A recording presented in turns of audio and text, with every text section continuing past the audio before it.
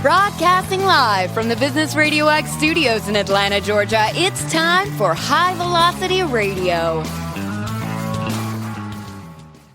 Lee Kantor here, another episode of High Velocity Radio, and this is going to be a good one. But before we get started, it's important to recognize our sponsor. This episode is brought to you by Baumeister Coaching. Multiply profits, magnify impact, executive coaching to elevate individual and team performance. To learn more, go to baumeyercoaching.com, BAUMEYER coaching.com. Today on the show, we have a speaker, pastor, author with King Arthur Speaks and the Transparent Church, Arthur J. James. Welcome. Thank you for having me, Lee. It's a pleasure to be on your show. Well, I am excited to learn what you're up to. Tell us about your practice. How you serving folks? Well, I am a bi-vocational pastor. That's just a fancy word from the church world of saying that for going on 30 years this year, I've had my foot in ministry as a pastor, but also had another foot in marketplace or the business side of things. So I've been everything from a hotel manager and a pastor to being a high school teacher at my old high school and a pastor to being a college professor and a pastor to being more recently a dean of a college and a pastor. But now I'm the public speaker and a pastor as well as an author. So I serve a local church here in the Dallas-Fort Worth area, right in the middle of Dallas and Fort Worth, a city called Grand Prairie, Texas, and actually serve pastors and other bivocational church leaders through my speaking business and assisting them with avoiding burnout so that they can remain fulfilled in ministry and life. So can you take us through kind of a little bit about your backstory of how you chose this path? Yes, Actually, I think it kind of chose me. I come from a small family, number 9 out of 10 children. And if you have that many children and you're on the lower end, you generally have to serve. So service has been a part of my life for all of my life. I didn't know at the time that I was going to find myself in professional service endeavor in the hospitality industry until I'll just go back to the early 1900s or late 1900s, I should say, when I began to look for a career path. I actually went to a school in the Dallas area, one of the first, actually the first in the country, that was a magnet school back in the 1980s. And in order to go to the school, I had to choose a career. And so, like most 8th graders going into high school, not knowing what I wanted to do with my life and career, at that time, I had to choose one of these 30 career clusters. I know I didn't want to do aviation, fly planes, or cosmetology or horticulture, but I was watching the television show Hotel by Arthur Haley based on that novel. And I didn't know what I wanted to do, but I knew I could do 3 things that I saw James Brolin, the actor, do in that show long before we had reality television shows that we have today. He did 3 things as a hotel general manager that was portrayed on the show. He wore a suit every day, carried a briefcase, and hung out with cute chicks like Connie Selica. So that made my decision to go in hospitality. And so since that time, I've been wearing a suit every day since middle school, going into high school, carrying a briefcase, and I have a cute wife who's not Connie Selica, but she does well with me in ministry. I say that to say, little did I know it was a perfect match for me to go in the hotel industry. And so I've served and worked from all positions such as bellman up all the way up to a food and beverage director, and then began to teach hospitality management at my former high school, so much so that when you would go into the program, you would not be able to tell the difference between a paid employee and one of my students, which I was one back when I was a student before I shifted into teaching.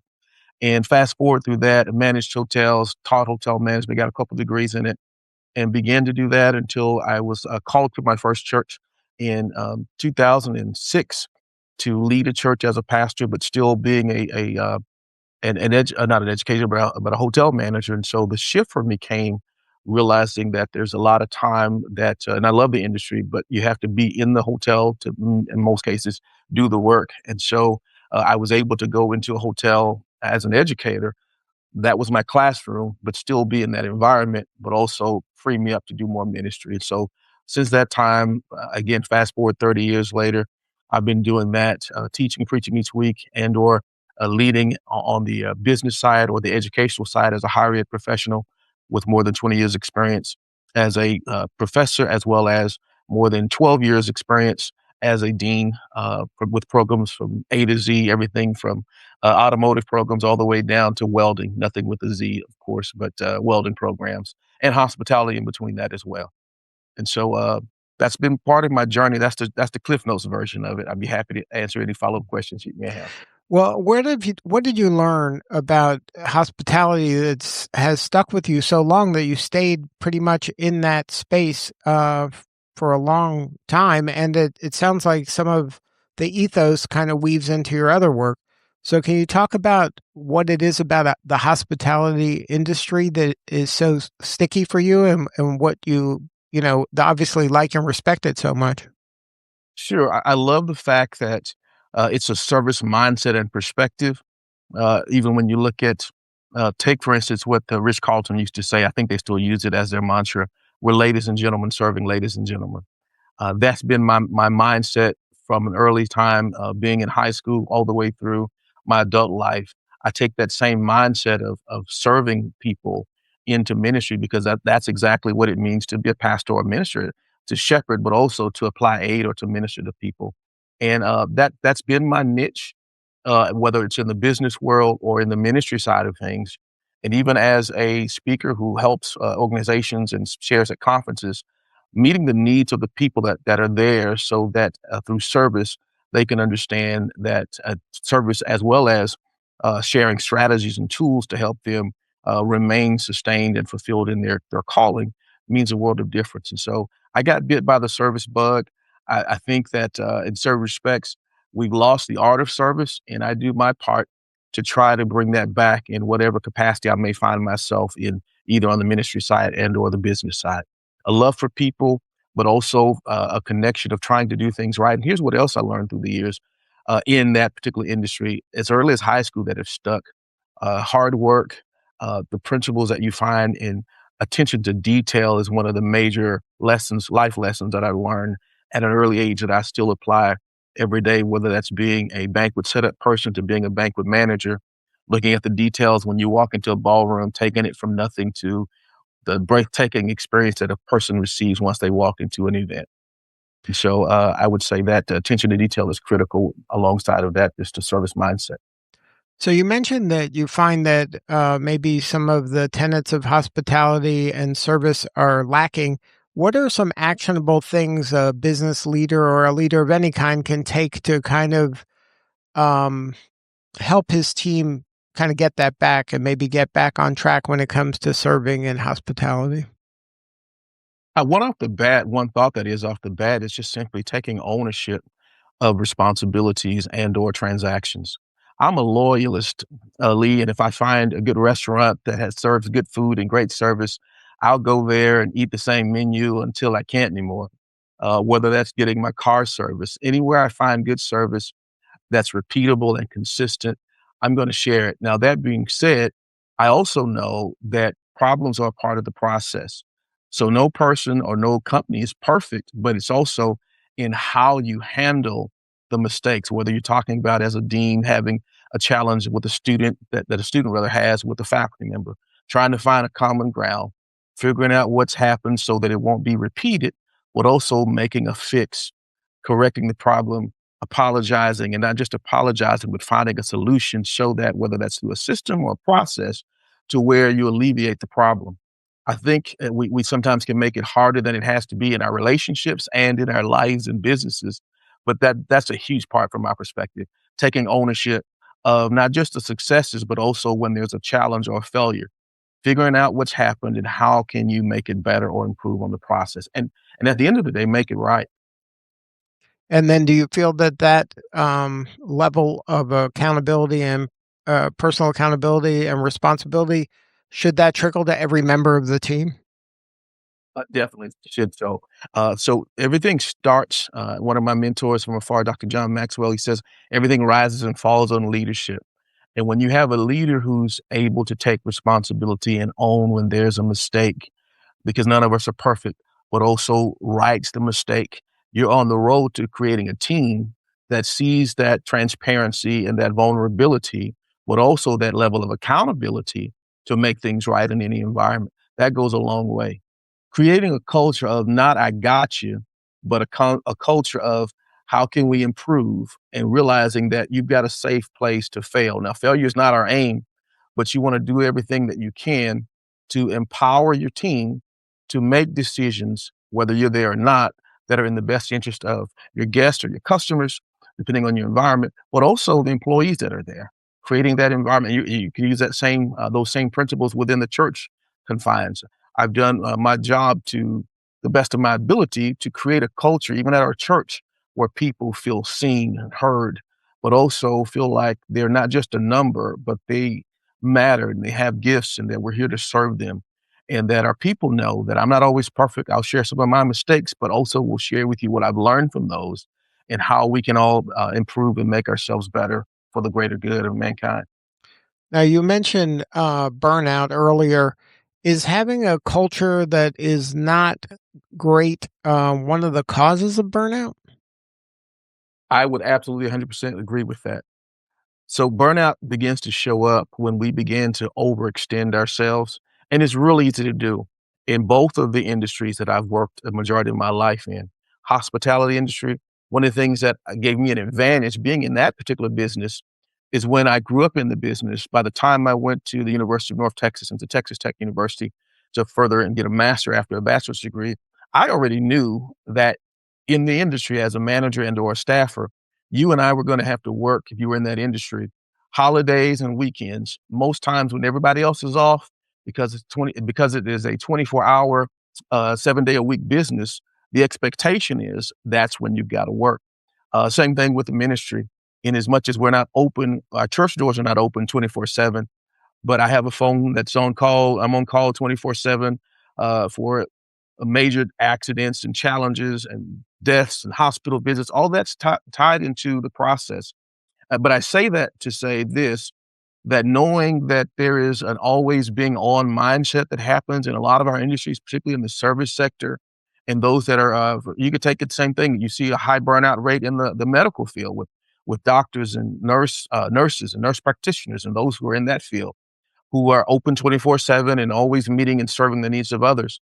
I say that to say that when you understand the dynamics of your organization and or your business or your service environment, it's very much more a responsible mindset for you and I as leaders to build a culture that does not just have accountability, but it has rhythms of rest built into it as well, to where you don't burn your people out because you know that doing service and providing service rather and being on stage all the time will wear you out if you're not careful.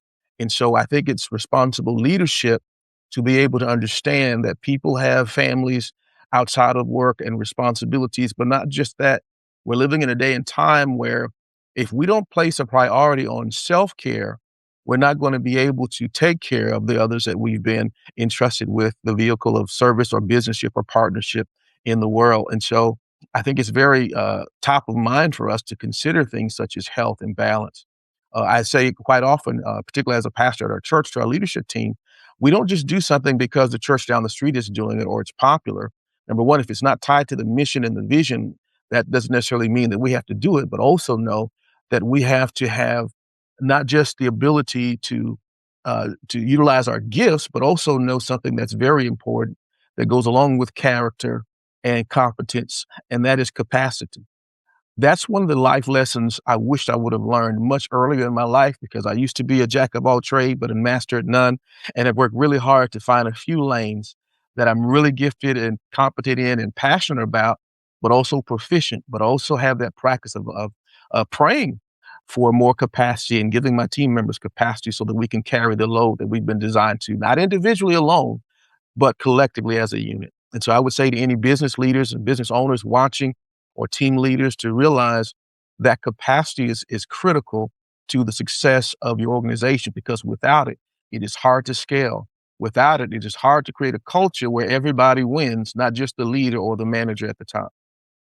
So how would you advise the kind of the person on the front lines that maybe isn't in a leadership position but wants to live as a leader? How do you help them kind of build the resilience and build the capacity to, ask for space when they need space and to be vulnerable and to say, look, I know this business is a 24/7 business, but, I have a life that's a 24/7 life. And it's hard, I'm maybe out of out of balance when it comes to the attention I'm giving to the business as opposed to my life, and I need to kind of scale back a little and focus more on my life now. Is that something that a person, how do you help them be brave enough to have that conversation with their team or their management? A great question. I think it's important for leaders first to know that we have a responsibility to develop our people. And for individuals who may not be in the leadership role or the manager position, it's important that you get a choice in which organization you work for. Ideally, you would find an organization or company that has or mirrors your values, that mirrors your uh, mindset of understanding that there's more to you than just what you can bring to the work table. So that balance or that focus between taking care of yourselves. But also think it's very important for leadership to have some type of professional development plan for each person that's on their team. Now, that being shared, I have shared with any of the students that I've taught through the years as a professor and a teacher, but also as a pastor and a leader, that it is your responsibility to take care of your professional development. That means you're always looking for resources to better yourself, finding that margin that you can begin to craft a development plan for yourself that speaks to your health, that speaks to understanding those boundaries, that speaks to how do we have those lines of communication with our direct reports, or the ones that we directly report to, rather our superiors, without coming across as looking like someone who is not a team player or who does not have grit or the capacity to do more.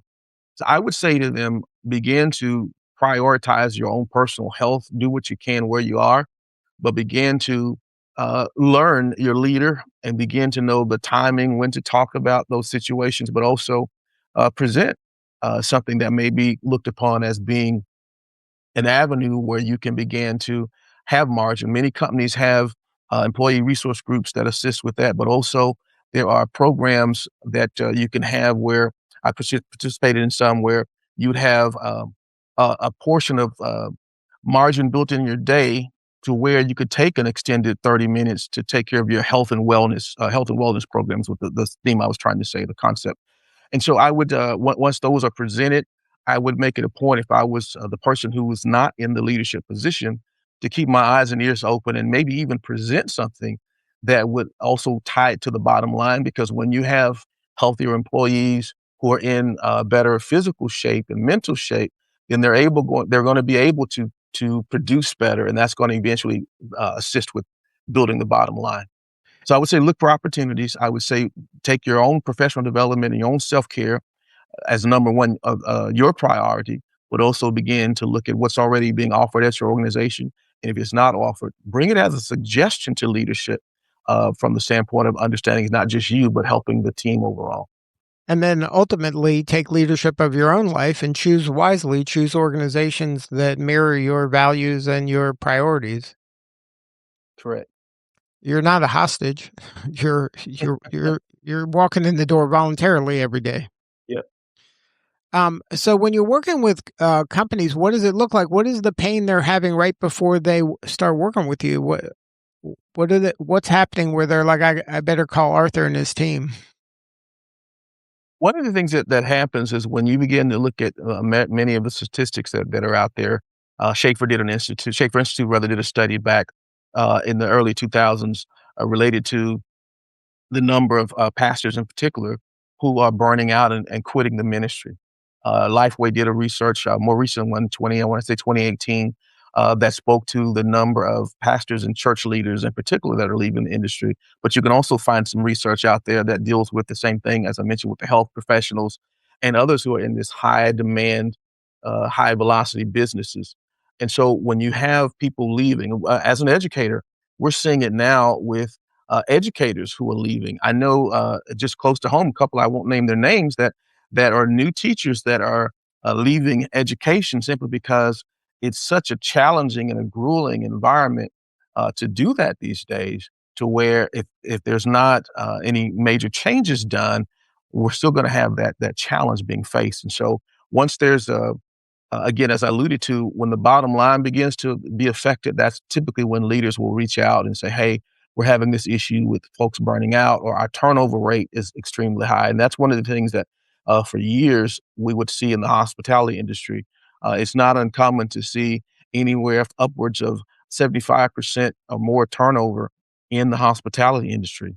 I believe it's gotten a little bit better through the years, just simply because of the dynamics of the change of the environment, but it's still relatively high turnover, particularly in the entry level positions and jobs. So when you see a lot of that, the wise, I think, and the successful organizations and leaders look for resources and tools to help their teams become develop more so that they can sustain for the long haul and have people who are committed to the organization, and not just committed to the organization, but committed to, again, to themselves as a part of the organization to have a win-win relationship take place. Now, is there a story you can share that can show the impact of working with you? Don't name the name of the organization, but maybe share the challenge they came to you with and how you were able to help them get to a new level. Yes. So there was a conference I spoke at just a few months ago, and there were several folks who let me know after the event that they were really on the verge of walking out and leaving their positions. And through some follow up and through some additional strategies, shared with them the importance of taking care of themselves health wise first, through prayer, and also realizing that part of what you said as well. We're not. No one's forcing us to stay at a position or at a company when things are not working. And so, even though people need jobs, we understand that, and many times they're hard to come by, particularly good ones. People still have a choice, and so just being mindful of that, and then of course following up with them and sharing some additional resources and tools that help them. Because one of the you asked a question that I've been asked by several attendees related to a talk that I share about avoiding burnout. And the same question that people were asking is what you were sharing, and that is, how do I share with my boss, whether in ministry or in business, that I'm on the verge of burnout without looking like I'm weak? And so walking through those conversations and reminding them of the power that they have by empowering them through the decisions that they have and the choice that comes along with that, related to realizing that not every company operates this way. Not every ministry has these same type of dynamics that may be unrealistic as it relates to being on all the time and not having balance and taking care of your responsibilities outside of work. And so I would say those have been some of the highlights of the work I've done more recently, through speaking and sharing, and even some consulting as well. Just reminding folks of the choices that they have. And here's one that has been very impactful, and it has been on one of the strategies I share with folks about avoiding burnout is taking care of your temple. I know what it's like to have a lifestyle change. I've lost over 40 pounds. I've done it before through a yo-yo diets and going up and down. But the last 2 to 3 years, I have maintained my lifestyle change, and I share simple things like the Yuka app, where you can scan your food and find out what additives and sugars are in there that are added that can help, because all our diet and our lifestyle, sleep, the amount of sleep that you get, just opening up those conversations on what I call Pastor James metrics that matter, measuring every day my water intake, my exercise, my sleep, the number of sleep the amount of sleep that I receive, and just again watching out for healthier choices in the daily diet. Because no matter, even if you work out, you can never outwork a bad diet. And so, from a health perspective, those have been some of the critical ones. Seeing people who get it, and now seeing them make their own choices as a result of conversations and presentations that we shared related to avoiding burnout, particularly with one of the key strategies, and that's on taking care of your temple, because you only get one body to take care of. And that's something that your boss or no one else can do for you. So, what do you need more of? How can we help you? Well, I have a passion to help people. And so, if you're looking for a speaker who can share strategies and tips around avoiding burnout, whether you're in ministry or marketplace, please reach out. ArthurJJames.com is my site. You can find out more information about that. Or if you're a presenter or a preacher, I have a book that I entitled Preaching Through Pain, What Every Preaching Person Should Know About Performing Under Pressure. If you have to present and show up on a consistent basis and remain full of fire and passion while your life is going on fire, that's a good resource for you. I'd be happy to talk with you more about that and see if there's any way that we can help you with your business and or your ministry. Well, Arthur, thank you so much for sharing your story today. You're doing such important work, and we appreciate you. Thank you, Lee. It's my pleasure. And again, it was an honor for me to be on with you and your audience. All right, this is Lee Kantor. We'll see you all next time on High Velocity Radio.